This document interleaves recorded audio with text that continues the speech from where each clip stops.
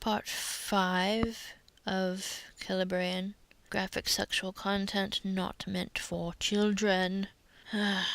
Where did we last leave off? What has happened so far? Nothing important has happened. There is no semblance of plot. Why am I even reading this? I don't know why. So last we left off, Celebrian was sent to a chamber where she fell fast asleep. She woke with a start, not knowing where she was. The room was pitch black, no hint of light for her soft, elvish eyes to work with. What other kind of eyes would she have? She felt straw under her, realized that she was naked, or at least mostly naked.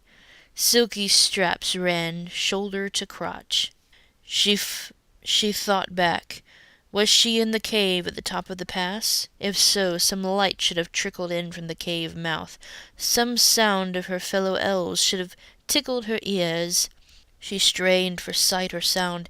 Distantly she heard the raucous laugh of orcs. Orcs! Her heart pounded. She remembered being taken to an orc king, seeing his haunted, warty member. There was more. A searing draught, and then... No, it could not be. Her mind screamed. It was a terrible nightmare. No more. She rose from the straw in a rush and grabbed herself for comfort. Whoa! Her womanhood ached in protest at the motion, aching fiercely. She realized her jaw also ached. Could it have been real? Never! She gasped. Then she realized that her hands that wrapped her chest rested on crusty skin. With terrible dread she let her hands explore. Dry crust on her breasts and chest, pasty globs in the down of her pubes, more crust on her thighs, thinner flakes on her face and forehead, but a thick glob in her hair. She realized that the chamber was filled with the smell of dry and rancid semen. It had been with her long enough that she had not first noted it. How do you not notice that? She screamed in realization. Again she screamed. Then she stifled the scream, not wishing to draw her captors. Where was Elrond? Where was her rescue? But how could she now be rescued? Would the king's foul pollution remain with her forever, no matter where she was, no matter how dead the king was? Minutes later, above her muffled cries, I thought she was screaming, she heard a door open. Faint light trickled into her room. She could now see her semen-covered body with her elvish sight. Hobnailed steps approached. The door to her room opened. The two orcs who had guided her to her disgrace leered at her. "Come along, silver cocksucker, semen-drinker, cock-worshipper," sneered the orcs. She had thought the memory of the awful cock in her mouth was the depth of her disgrace, but the names brought back the memory of her own eager words. It was then that she realized she had not been raped, that she had willingly pleasured the grotesque king. Not really. I mean, she was under the influence of a draught, but whatever. She did not resist as the orcs led her back to the king's chamber. On the way she passed warrens filled with sneering, jeering orcs. Great orc matrons with huge, pendulous breasts and teats the size of her husband's penis. Good Lord, what? What? Countless male orcs of all sizes, nearly all with their cocks before them, erect and offered for her mouth. Briefly she marveled at the size and shapes of the chickens before catching herself and forcing disgust. And the names they shouted at her. Cocksucker, ball-holder, cock-whore, ball-queen, knob-licker, semen-drinker, every one a name she remembered using to beseech the king. It was too much to bear. Tell me about it. By the time she reached the king, she hung limp, not a good word, between the two orcs, booted feet dragging behind her. They dropped her before the orc king on his throne. "Celebrian, cock-lover, seed-guzzler, welcome back," said the king. "Come, eater." His member lay stiff before him, but Celebrian huddled in a ball and could not see it. "Give her the draught," said the king. With a start, Celebrian raised her head. The draught had made her disgrace herself. It was the draught's fault. "Da!" Duh! She had to run. She couldn't let him do it to her again.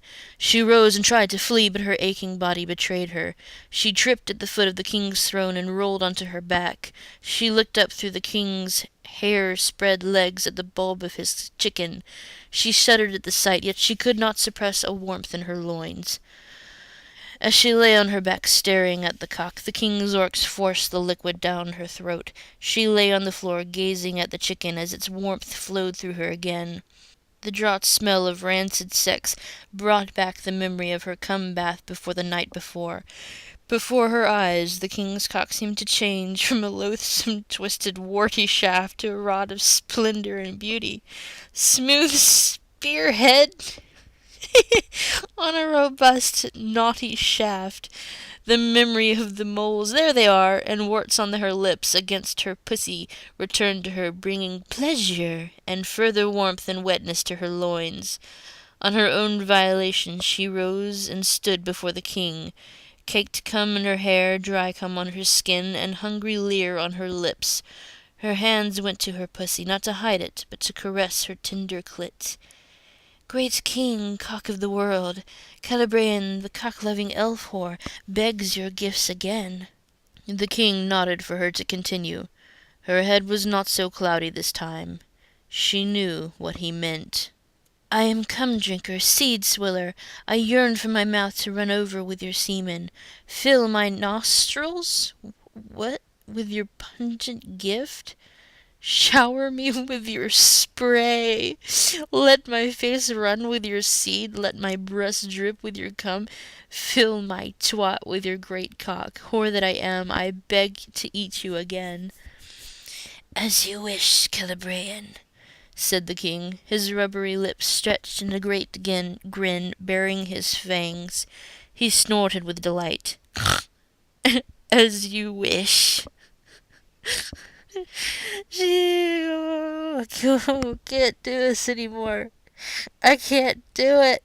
Okay, I can do it. She eagerly seized his cock with both hands. She teased his head with her tongue, exploring all the smooth bulb and warty shaft, remembering her pleasures from the night before and anticipating new ones. Then she plunged into his cock, taking it to the root and out again, over and over once more, this time working the great king's gonads in her hands at the same time. I can't afford to do this anymore. It's so stupid. Such a stupid. No. No. No. God. It's the same thing over and over. I'm having a nervous breakdown. No. I'm not even halfway through the story. This isn't a story. This is insane. Can't do it. Fuck it. No.